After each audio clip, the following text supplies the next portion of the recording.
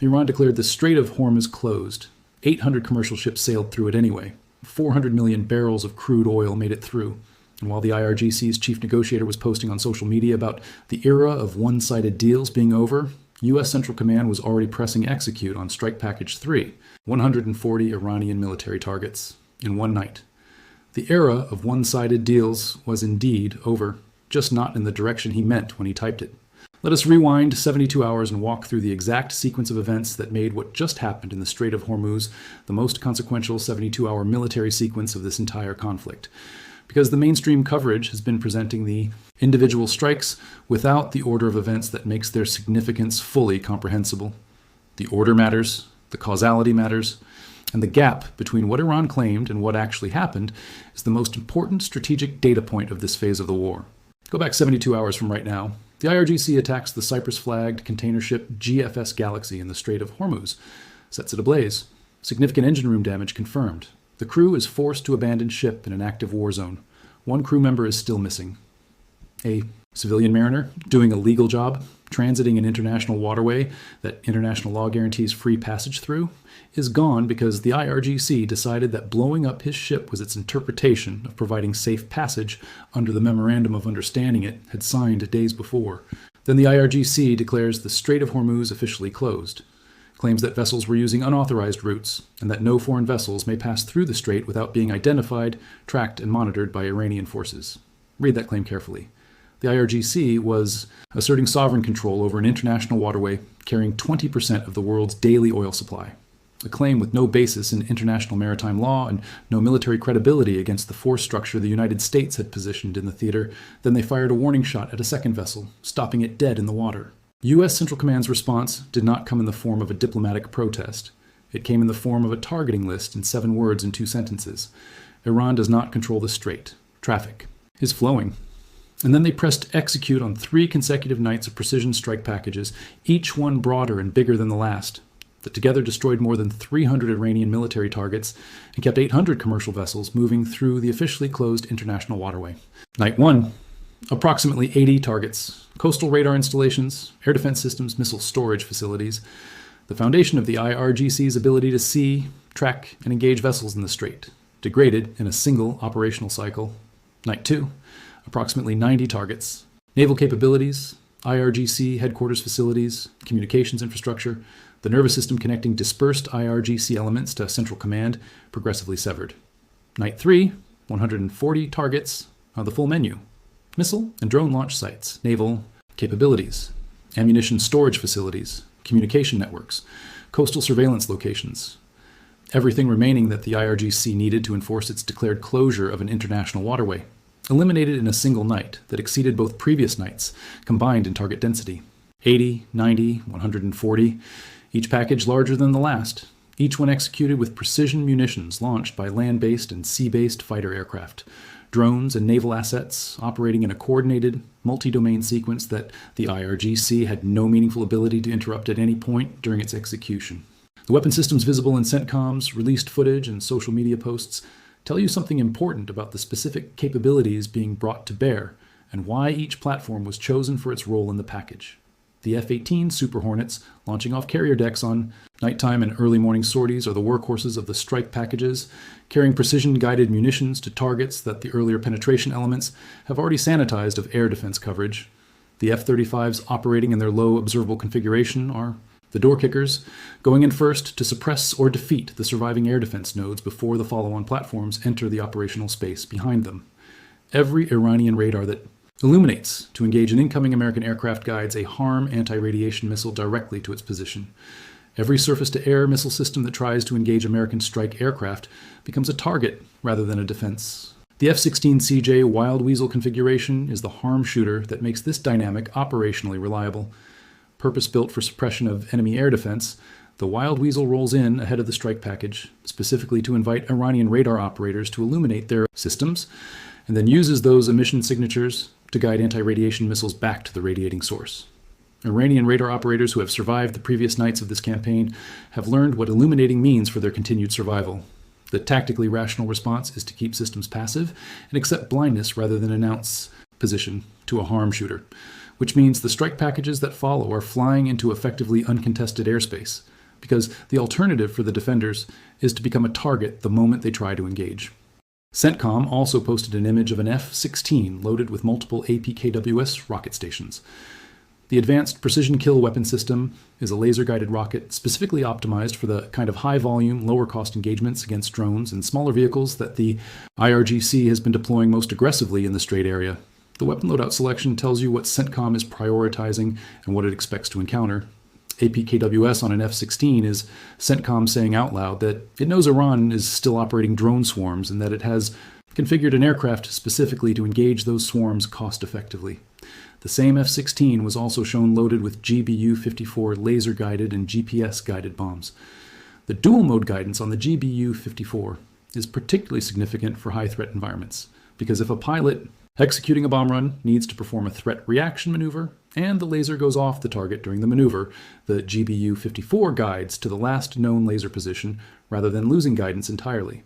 The weapon accommodates the operational reality of being shot at, while trying to deliver precision munitions, which means the Iranian air defenses that are still active enough to require threat reactions during a bomb run are not degrading the accuracy of the weapons being delivered against them. Now let us look at the JASC naval base specifically, because walking through what that base actually contained before this strike campaign began tells you exactly why its destruction matters so much to the operational picture. JASC is a multifunction IRGC naval facility on the northern coast of the Strait of Hormuz in Hormozgan province. Satellite imagery shows massive radar dish installations pointed directly at the strait's choke point, capable of tracking commercial vessel movement through the corridor. With sufficient precision and update rate to direct Iranian fast boats, drone launchers, and missile targeting against specific vessels. Communications towers and relay infrastructure connecting the base's local operational picture to the broader IRGC command network. Electronic warfare antenna arrays giving the IRGC the ability to manage its drone operations over the strait from protected shore-based positions. Fuel storage, launch infrastructure. The full integrated architecture of an installation whose entire operational purpose is to see every ship transiting the strait and direct weapons against any vessel the IRGC decides should not be transiting freely. The shadow cast by the largest radar dish at JASC on satellite imagery points directly at the strait's choke point. That is not coincidence. That is the dish's operational orientation. It is pointed at what it is supposed to watch. And what it was supposed to watch is exactly what CENTCOM has been telling the world is an international waterway that no country gets to claim sovereign surveillance authority over. When that radar dish goes dark from a harm missile, the IRGC's ability to generate the targeting picture required to attack a specific vessel transiting the strait is degraded. When the communications tower connecting it to the command network is destroyed, the radar that is still functional cannot pass its data to the command structure that would act on it. Remove the radar, remove the communications, remove the weapon storage that sustains the fast boat fleet, remove the launch infrastructure for the drones and missiles. Do all of it systematically across 3 consecutive nights of escalating strike packages. And what you have achieved is not just the physical destruction of military assets. You have collapsed an integrated system by eliminating the interconnections that made individual components operationally meaningful. That is what 300 targets in 3 nights accomplished. Not random military destruction. The systematic elimination of a military system by removing its components in the order that maximizes the cascading effect of each removal on everything that depended on it. Now let us address what Iran's chief negotiator posted while all of this was happening, because the gap between his social media statement and the operational reality it was disconnected from is itself analytically significant. Khalibaf posted the specific language from the Islamabad memorandum that committed Iran to making arrangements using its best efforts for the safe passage of commercial vessels with no charge for 60 days. 60 days. He posted this as the framing for his claim that the era of one-sided deals is over. His interpretation of the memorandum, stated publicly, was that attacking commercial ships in the Strait was Iran's fulfillment of its safe passage commitment, that Shahed drones through cargo ship bridges and cruise missiles into engine rooms are how the IRGC arranges safe passage. That is not a negotiating position. It is the institutional voice of an organization that signed an agreement it had no intention of honoring and is now constructing a public narrative in which violating every commitment the agreement contained constitutes compliance with its terms. The 60-day commitment was the minimum possible bar. 60 days of not attacking ships, not 60 months, not 60 years, 60 days. The IRGC could not hold to that for even a fraction of the period before reverting to the attacks on commercial shipping. That the agreement was specifically designed to pause. The fact that Khalibaf posted his social media statement while CENTCOM was already executing Strike Package 3 is not just an irony, it is evidence of the command fragmentation that has been building inside the Iranian regime throughout this conflict. The political leadership posting, public ultimatums on social media, and the military commanders executing strikes on commercial shipping are not coordinating their actions in a way that reflects a unified strategic decision. They are different institutional actors doing different things simultaneously and hoping that the contradiction between the diplomatic track and the operational track is not as visible as it actually is. The Laundry Bear revelation adds a dimension to this entire operational picture that deserves careful attention because of what it reveals about the intelligence collection architecture operating across modern conflict zones. Dutch intelligence agencies, both domestic security and military intelligence, exposed a large-scale Russian cyber operation in which Kremlin-affiliated hackers compromised civilian internet-connected cameras, doorbell cameras, home security systems, and intercom units, positioned along NATO military transport routes in the Netherlands and other European member states. The objective was real-time ground surveillance of weapon systems moving toward Ukraine. No satellites, no drone operations, no intelligence officers on the ground, just a doorbell camera running factory default passwords with a Russian operator accessing the live feed through the manufacturer's application. Dutch intelligence specifically noted that this is the same basic technique that was used to locate the former Iranian supreme leader before the opening strikes of this conflict. Civilian camera infrastructure positioned along known travel routes, combined with human intelligence about specific locations and movement patterns, providing persistent real-time ground surveillance at essentially zero cost, and with an operational security profile that conventional counterintelligence is not designed to detect.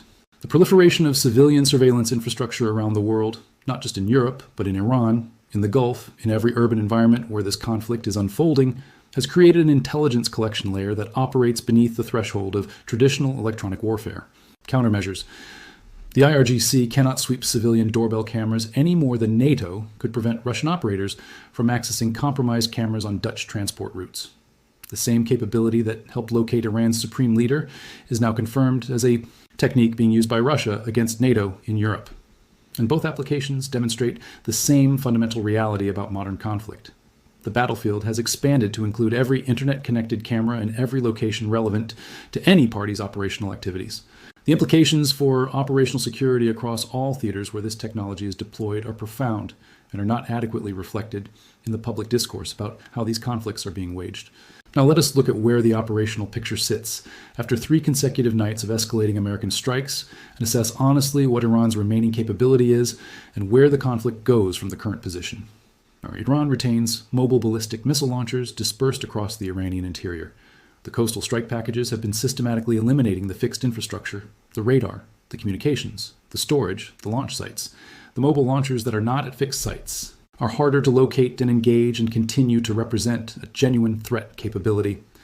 Iran has been firing ballistic missiles at Gulf partner nations throughout the conflict and will continue to do so from whatever mobile launch capacity survives the campaign. The interception record has been high, with Aegis combat system intercepts accounting for the overwhelming majority of missiles fired, but the threat is not eliminated. Iran retains C-802 anti-ship cruise missiles in concealed coastal launch positions. The Chinese-derived design, with range exceeding 100 nautical miles, can threaten vessels in the strait from positions that look from surveillance like geological features until the moment of launch.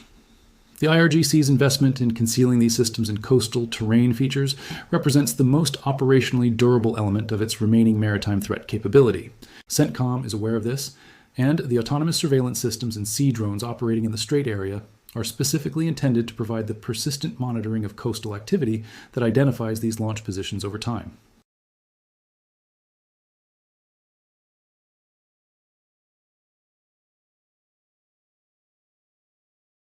Countermeasures operations are underway, but clearing mines from active transit corridors requires time, specialized equipment, and sustained operations that are themselves vulnerable to the IRGC's residual capabilities. Against these remaining capabilities, 800 commercial vessels transited the strait.